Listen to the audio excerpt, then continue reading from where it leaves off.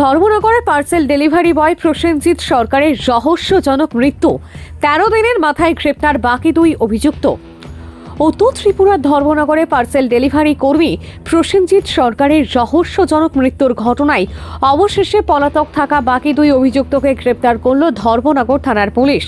ঘটনার ১৩ দিনের মাথায় শনিবার সকালে মেঘদীপ ভট্টাচার্য ও পিউধরকে গ্রেপ্তার করা হয়।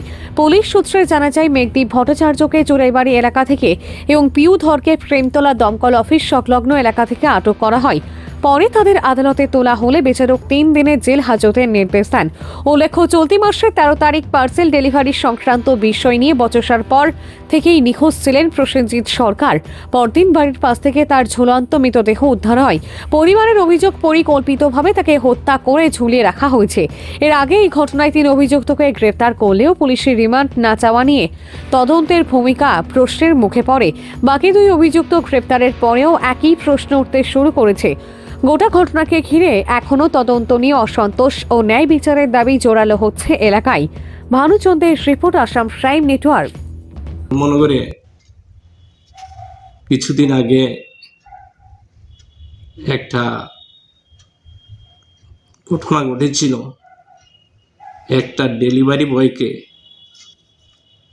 সে ব্লু ডার্ট কুরিয়ার সার্ভিসে অফিসে ডেলিভারি বয়ের কাজ করত। একটা পার্সেলকে কেন্দ্র করে ২১ পার্সনের সাথে ওদের বাক বিতণ্ডা হয়। তখন সে ভিকটিম, যে আজ বর্তমানে পৃথিবীতে নেই, প্রসেনজিৎ সরকার, তাকে ওরা মানসিকভাবে নিগৃহীত করে, এমনকি তাকে কিল ঘুষি পর্যন্ত প্রচণ্ডভাবে মারধর করে। পরবর্তী সময়ে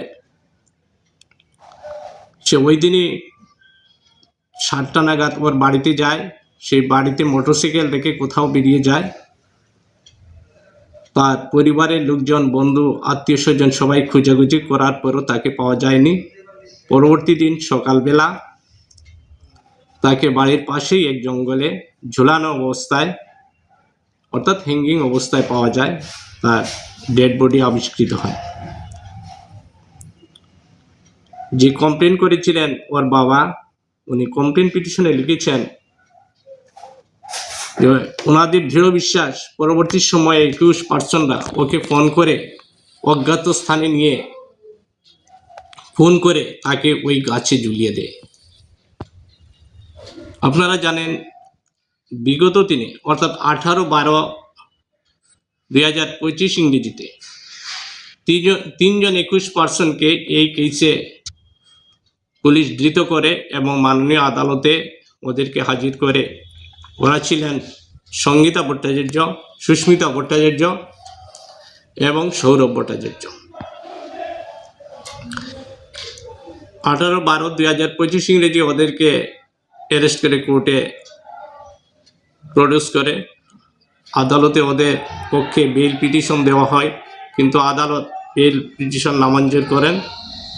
২১ পার্সনকে জেল কাস্টডিতে প্রেরণ করেন। আজ অর্থাৎ 27/12/2025 ইংরেজি এই কেসের আরও 2 জন আসামি, মেঘদীপ ভট্টাচার্য এবং পিউধর, আমি 2 জন আসামি, ওরা পলাতক ছিলেন। আজকে সকালবেলা ওদেরকে পুলিশ অ্যারেস্ট করে, মেঘদীপ ভট্টাচার্যকে অ্যারেস্ট করে চুরাইবাড়ি নাকাপয়েট এরিয়া থেকে এবং পিউধরকে পুলিশ অ্যারেস্ট করে Premtala near fire service area থেকে অ্যারেস্ট করে 2 জনকে আদালতে আজকে প্রোডাকশন করা হয়।